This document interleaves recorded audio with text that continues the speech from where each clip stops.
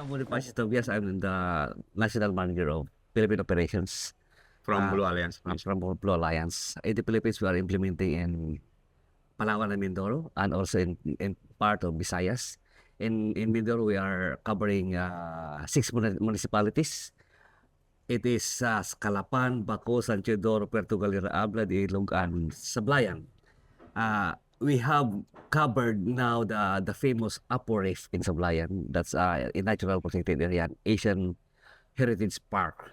In Palawan, we are implementing in Northeast Palawan, and we cover Rojas, Araceli, Dumaran, El Nido, and we will be signing agreement next month in Aborlan, and Taytay also is underway. Okay.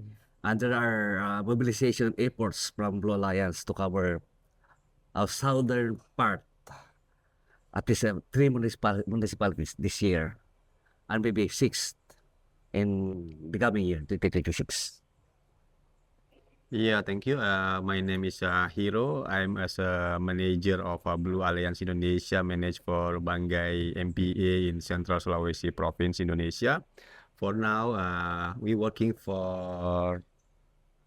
to manage about 800,000 hectares of MPA in Central Sulawesi Province.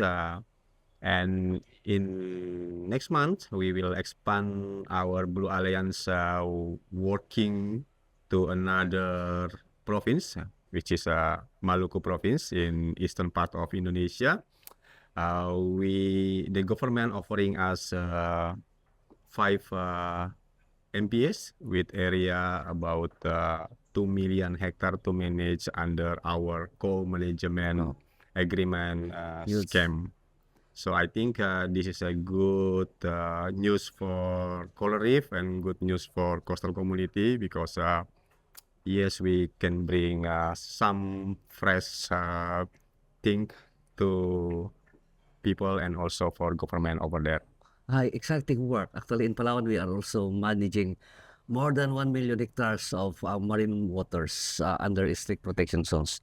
We have maybe 800 hectares of MPAs, but the municipal water is quite big, and that in total is 1 million hectares.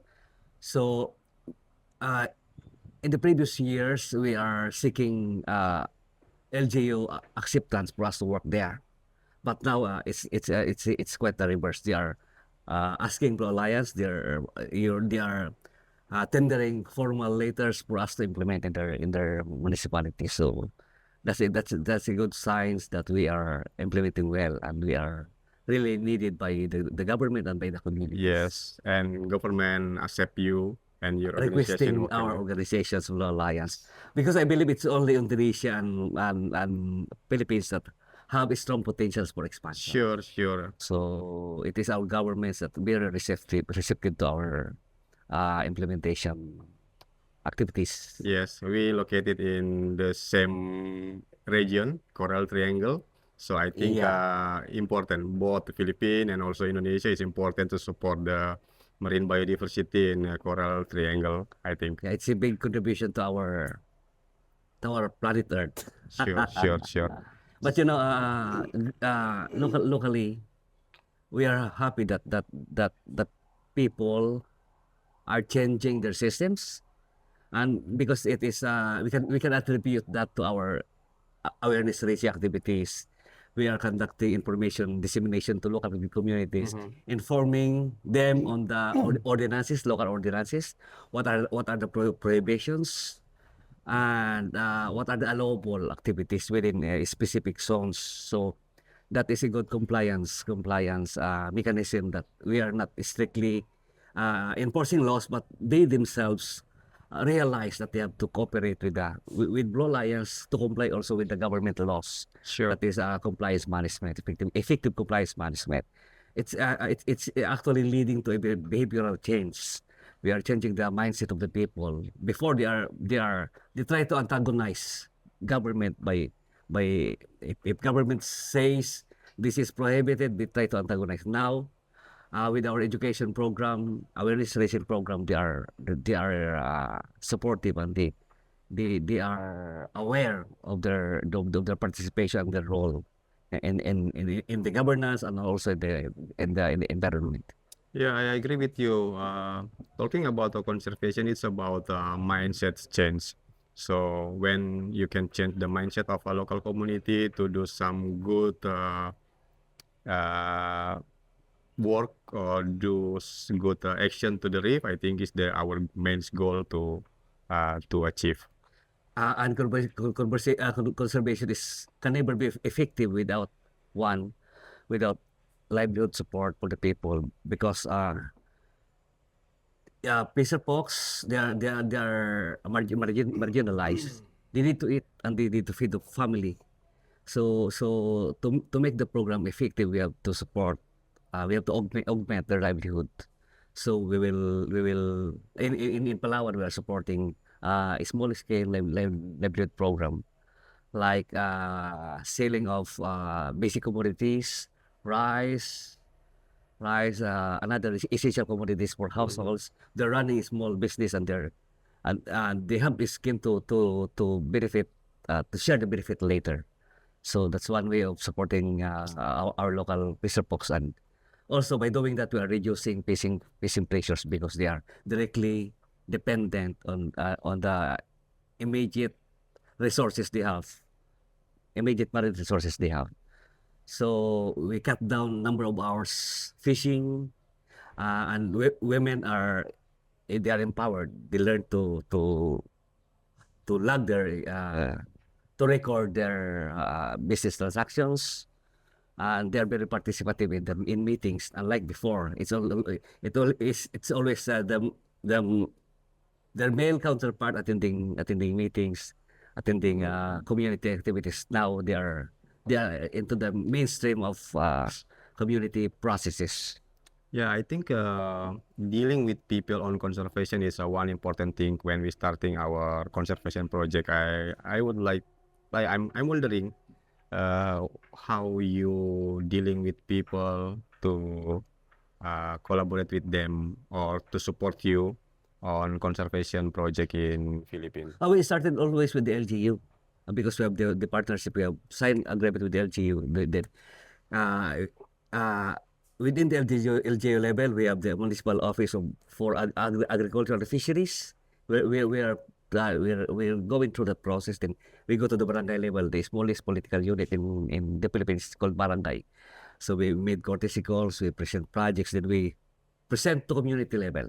We present the program, we present our intent like managing MPAs, expanding MPAs in areas where needed, and informing the program about enforcement because they will be affected by enforcement activities. So we have to inform them beforehand that we will be implementing enforcement efforts. So at that point, they will realize that there's a compliance on that process. So slowly they will learn that conservation efforts that we are making is coupled with enforcement, and they have to comply with that as a Filipino people, as a Filipino resident, that governed by specific laws. We have national laws and we have local laws. So they have to comply with that. But of course, there's no perfect implementation. There are some illegal issues proliferates. So there is still exist illegal activities.